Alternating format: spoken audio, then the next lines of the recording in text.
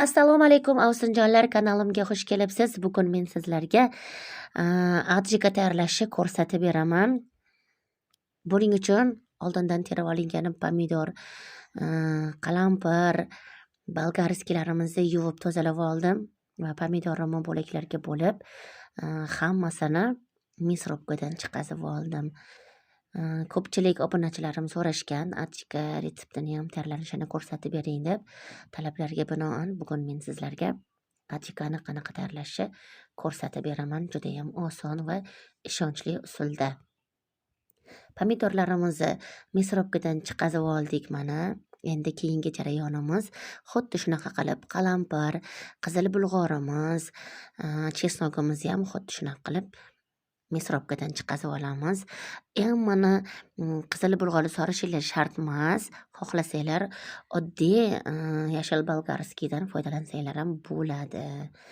Mana hamma mahsulotlarimizni chiqazib oldik. Endigi jarayonimiz katta kastrulkamizga chiqazib olingan pomidorimizni soldim, ustidan chesnok, chiqazib olingan qalampir va qizil bulg'orni ustidan solib, yaxshilab aralashtirib oldim va 3 ta qoshiq tuz soldim.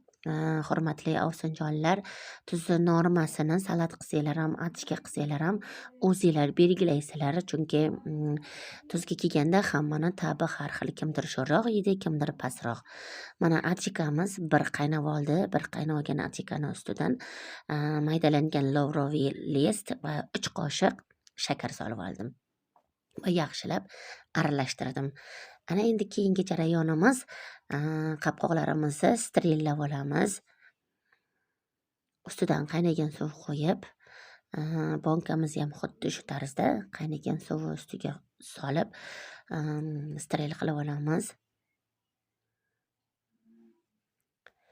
Albatta sizlarga ham tavsiya qilaman tayyorlab ko'rishinglarni. Mana ranglari juda ham chiroyli, mazasi zo'r chiqdi, achchiqqina.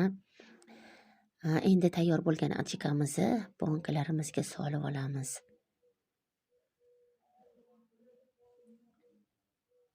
Ekranda yaqinroq ko'rsatyapman sizlarga. Mana ranglari juda ham chiroyli chiqdi. Krishkasini ustidan qo'yib qo'yamiz va ketma-ketlikda hamma bonkalarimizni ichiga adjikamizni solib olamiz. Keyingi jarayonimiz bonka yopgichda bonkalarimizni yopib olamiz. Ko'rib turganinglardek ranglari ishtahani ochadigan chiroyli chiqdi. Hurmatli bekajonlar, albatta sizlarga bu retsept yoqqan bo'lsa, kommentariya yozishni unutmanglar. Kanalimda yangi bo'lsangiz, like bosib obuna bo'ling.